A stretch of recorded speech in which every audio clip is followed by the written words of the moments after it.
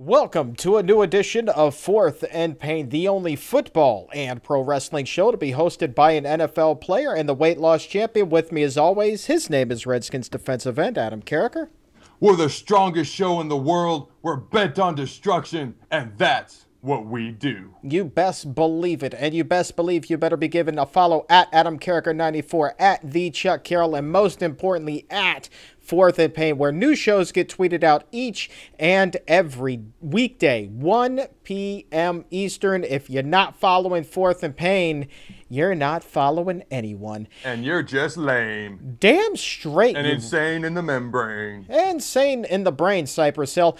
So here's the skinny, Adam. Today we are going to be talking about the strongest men in the history of professional wrestling. Super excited about this. I know you and I have spent the better part of a week doing research on these guys, and we've narrowed it down. So in 4 minutes, hear me now, stick around, 4 minutes, we're going to be unveiling our top 5, but we'd be remiss if we didn't get to some honorable mentions. And Adam, you know what? I can't think of a better man to kick this thing off than you, because you, my friend, blowing smoke blatantly now, have the largest arms on the D-line.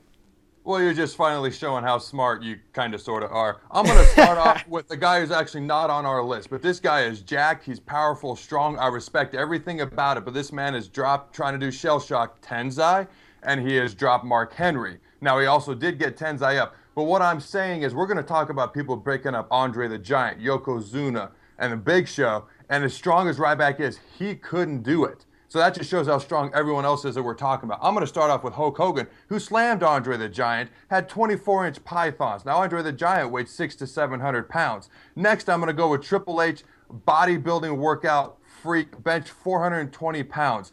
Up next, Ultimate Warrior. To me, he's a little bit stronger than Hogan because he slammed Andre the Giant, but he did it with ease. Hogan struggled, tore every muscle on his back, and now has had 14 back surgeries later. Ultimate Warrior did it like it was nothing. He also and you know what gave him the advantage, right? You know what gave him the advantage. Was he shorter? Well, it was the tassels and the face paint. Had nothing to do with height, although height probably did play a little bit of a factor. It was the face paint, man, that put him over the edge. That intensity. Yeah, I agree. He also benched 550 pounds. He was an NFL strength coach for a short time. Ezekiel Jackson slammed the Big Show, who weighs 500 pounds, 7 foot, world's largest athlete.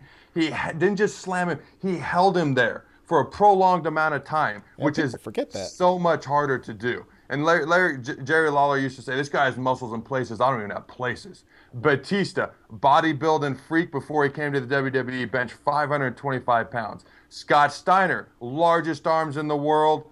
Wonder where I get my moniker. And a trick he used to do, he used to tear his biceps repeatedly to make them bigger. That's weird, and it worked. I'm not going to hate on it, but it is something I know is true from a very credible inside source. But does that actually gain strength, or does that just cause the muscle to swell and, in essence, look larger when you're not actually stronger? Well, okay, look at him. He's very strong. We don't have his stats like his bench, squat, deadlift like we will some guys here in the future. That's also why he's not in the top 5, because he's not one of the top 5 strongest. But he had the largest arms, and if you just look at him, he's ridiculously strong. Next, I got Paul Orndorf. Don't have any stats on him. This guy wrestled in the 70s and 80s. Just go Google him. Watch some of his videos. They are freaking impressive. Haku broke a pair of police handcuffs. Police put him in handcuffs. Boom. Broke them like they were nothing.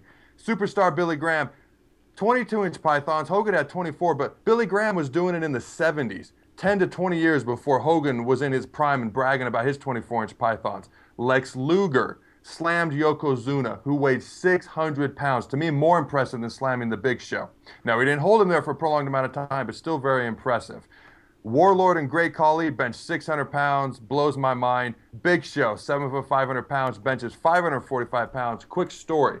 Goldberg's backstage, WCW back in the heyday. Big Show messing with him. He's sitting on a chair. Goldberg's sitting on a chair. Big Show comes up, just crumples the chair like it's nothing. And I've read this in Goldberg's book. Big Show kind of laughs, walks away. Goldberg flings the chair at him. But that's how powerful and strong he was.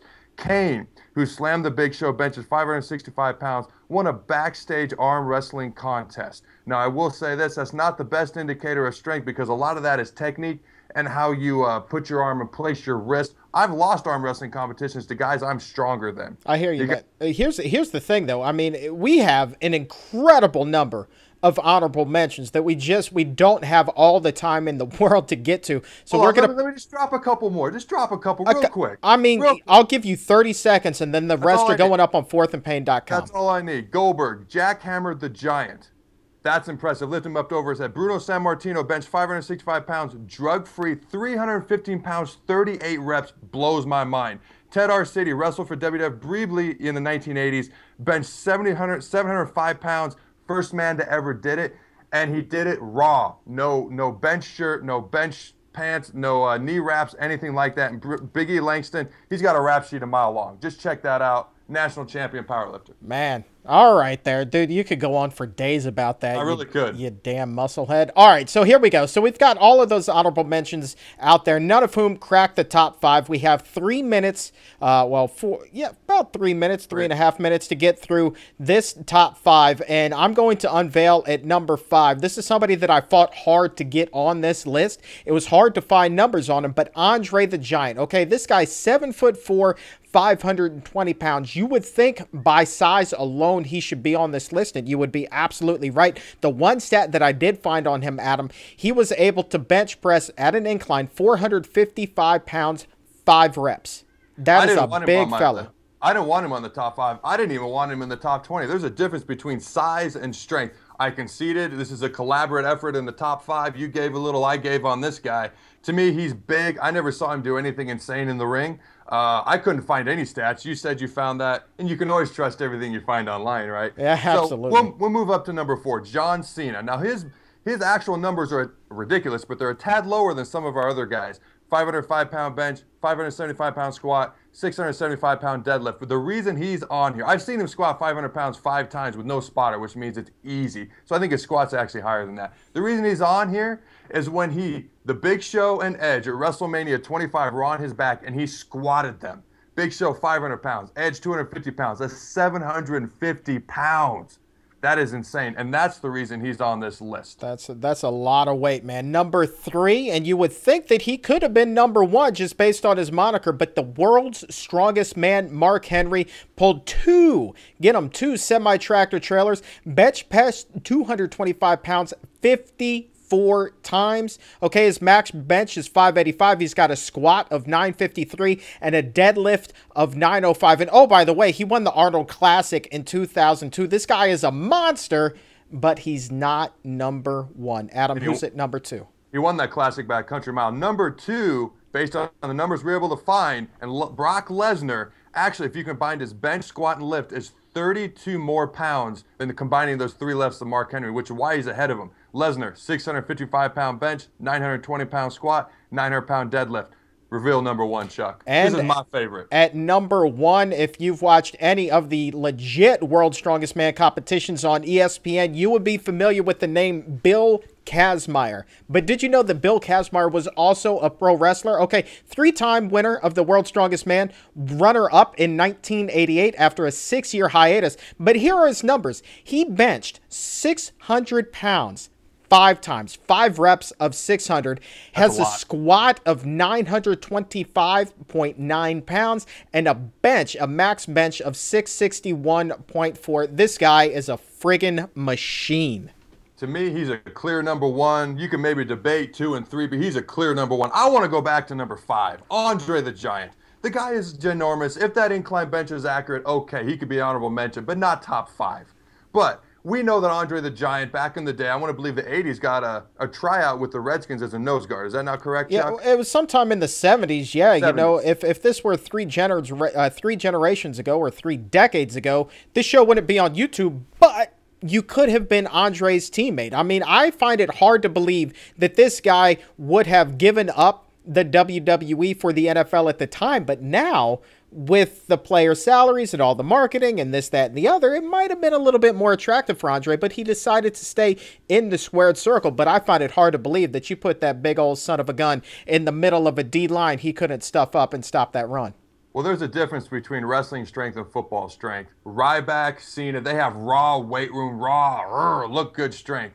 Goldberg, Big E Langston, check him out. They have explosive strength. Andre the Giant does not have explosive strength. He would not have made it in the NFL. He could not move. If you watch his matches, impressive, not explosive. Yeah, I would have taken the draw out of the equation, though, man. There's no way you're ever going to run up the gut, man. You're going to be running to the outside. Play out of 50. That's great.